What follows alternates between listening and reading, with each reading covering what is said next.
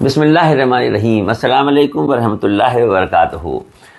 اس وقت دور میں ایک چیز بہت خاص دیکھنے کو مل رہی ہے۔ بڑی تعداد میں ایسے لوگ ہیں جو کہیں نہ کہیں بہت غمزدہ ہیں، اور باتوں سے یہ لگتا ہے کہ وہ کہتے ہیں کہ دل پہ بڑا بوجھ ہے، کچھ سمجھ میں نہیں آتا یہ مشکلیں پریشانیاں کیسے دور ہوں گی۔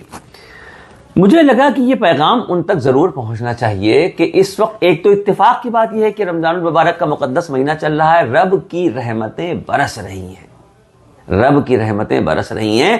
اس کا فائدہ اٹھا لیجئے، اور کس طرح سے اٹھائیے کہ ایک بار سچے دل سے، ایمانداری سے یہ جملہ خالی کہیے کہ پروردگار، جن لوگوں نے ہمیں بہت تکلیفیں پہنچائی ہیں، جن لوگوں نے بہت پریشان کیا ہے، تیری رضا کی خاطر ہم انہیں معاف کر رہے ہیں۔ مولا تیری رضا کی خاطر انہیں معاف کر رہے ہیں، تو مجھے معاف کر دے پروردگار، تو مجھے معاف کر دے۔ رب پروردگار عالم کو یہ ادا بندے کی بہت پسند ہے کہ بندہ کسی بندے کے قصوروں کو معاف کر دے، اور یہ کہے کہ معاف کر دے کہ اللہ کی رضا کے لیے تمہیں معاف کر رہے ہیں۔ ہمارے نبی سرکار دو عالم صلی اللہ علیہ وسلم نے فرمایا کہ اگر کسی کو معاف کرنے میں تمہیں لگتا ہے کہ تمہاری عزت میں کمی ہو رہی ہے تو غم نہ کرنا، حشر کے میدان میں ہم سے عزت لے لینا۔ کتنی بڑی بات کہی۔ اور معافی کا معاملہ یہ کہ پروردگار چونکہ خود سب سے بڑا معاف کرنے والا ہے، جب اللہ رب العزت نے دنیا بنائی تو رحم بنایا، جب رحم بنایا تو رحم کے 100 حصے کیے، اور 100 حصے میں ایک حصہ دنیا کو دیا ہے، 99 حصے رحم کے اپنے پاس رکھے ہیں۔ سوچئے وہ جو پروردگار پالنہار مسبب الاسباب، رحم کے 99 حصے جس کے پاس ہوں گے، اس کے پاس رحم کس درجہ ہوگا، کس درجہ وہ اپنے بندوں کے قصوروں کو معاف کر دیتا ہوگا۔ اس پہ ایک واقعہ یاد آ گیا، موسیٰ علیہ السلام کے دور کا واقعہ ہے۔ موسیٰ علیہ السلام کی چونکہ اللہ رب العزت سے بات ہوتی تھی، انہوں نے ایک دن اللہ پاک سے کہا کہ پروردگار، اس دور کا جو سب سے بدترین، سب سے گناہگار، سب سے برا آدمی ہو، جس کے لیے تو نے جہنم کا فیصلہ کر دیا ہو، مجھے دکھا دے وہ آدمی کون ہے۔ تو غیب سے آواز آئی کہ موسیٰ کل صبح اپنے گھر کے باہر کھڑے ہوئیے گا، پہلے سب سے جو شخص آپ کے گھر کے سامنے سے گزر رہا ہوگا، سمجھ لیجئے گا وہی ہے، اسی کو میں سامنے سے گزار دوں گا۔ موسیٰ علیہ السلام صبح کا وقت تھا، کھڑے ہو گئے۔ کچھ دیر کے بعد انہوں نے دیکھا کہ ایک شخص چلا آ رہا ہے، اس کے کندھے پہ اس کا چھوٹا سا ایک بچہ بیٹھا ہوا ہے، اور بچے کو بیٹھائے ہوئے ان کے گھر کے سامنے سے یوں نکلتا ہوا چلا جا رہا ہے۔ موسیٰ علیہ السلام دیکھ کے حیران رہ گئے، یار یہ دیکھنے سے تو نہیں لگ رہا ہے اتنا گناہگار ہے، اس نے کیا گناہ کیے ہوں گے، کتنا بدترین آدمی ہوگا جو اللہ رب العزت نے دوزخ کا فیصلہ کر دیا، جہنم کا فیصلہ کر دیا۔ دل میں اس طریقے کے خیال آئے، مگر خاموش رہے، اندر اپنے گھر میں آ گئے۔ 2-3 گھنٹے جب گزر گئے تو پھر دل میں خیال آیا، پھر اللہ سے بات کی کہ پروردگار، اس دور کا جنتی کون ہے وہ دکھا دے، وہ شخص جس کے لیے تو نے جنت کا فیصلہ کر دیا، اس شخص کو بھی ہمیں دکھا دے۔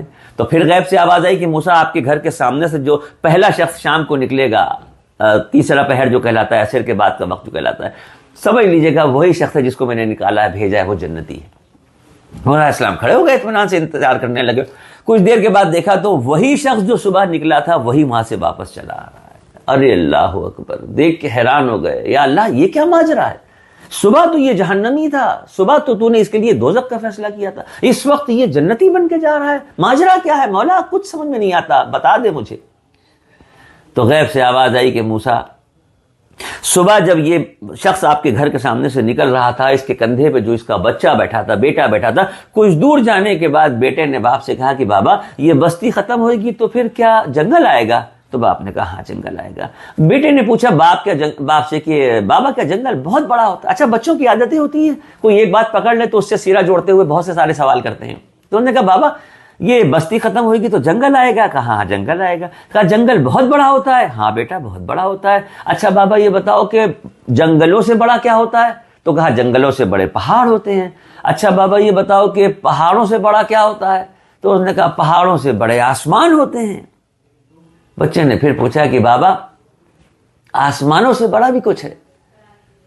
تو باپ نے کہا کہ ہاں بیٹا، آسمانوں سے بڑے تیرے باپ کے گناہ ہیں۔ معصوم بچے کو تو کچھ سمجھ میں نہیں آیا، اس نے پھر پوچھ لیا کہ بابا تمہارے گناہوں سے بڑا بھی کچھ ہے؟ تو باپ نے کہا کہ ہاں بیٹا، میرے گناہوں سے بڑا میرے رب کا کرم ہے، رحم ہے، نہ جانے کب اس کی رحمت دریائے جوش پھیلا دے، نہ جانے کب اس کی رحمتوں کی بارش ہو جائے، نہ جانے کب اس کی رحمتوں کی بوچھار ہم پر بھی پڑ جائے اور وہ میرے گناہوں کو معاف کر دے۔ اللہ رب العزت کو یہ ادا اتنی پسند آئی کہ اس کے گناہ اسی وقت معاف کر دیے اور اس کے لیے جنت الفردوس کے فیصلے فرما دیے۔ تو پروردگار معاف کرنے والا سب سے بڑا پروردگار ہے، معافی کو پسند کرنے والا سب سے بڑا رب ہے۔ جب وہ معافی کو پسند کرتا ہے تو وہ چاہتا ہے کہ اس کے بندے بھی اس کے بندوں سے محبت کریں اور معاف کر دیں، اور یہ صفت نیک بندوں میں ہی پیدا ہو سکتی ہے۔ لہٰذا ابھی اسی وقت عہد کر لیجئے، یہ ویڈیو جیسے ہی آپ دیکھ کے ختم کریں دل سے کہہ دیجئے کہ میرے مولا، جن لوگوں نے مجھے دکھ پہنچایا، تکلیف پہنچائی، بہت پریشان کیا، جن کی طرف سے بہت دل دکھا ہے، دل تو نہیں چاہتا تھا لیکن یہ واقعہ سن لیا، تیری رضا کی خاطر ہم ان سب لوگوں کو معاف کر رہے ہیں جنہوں نے ہمیں تکلیف پہنچائی ہے۔ مولا تو اپنے فضل و کرم سے ہمیں معاف کر دے، مولا ہمیں معاف کر دے، مولا ہمیں معاف کر دے۔ السلام علیکم ورحمۃ اللہ وبرکاتہ۔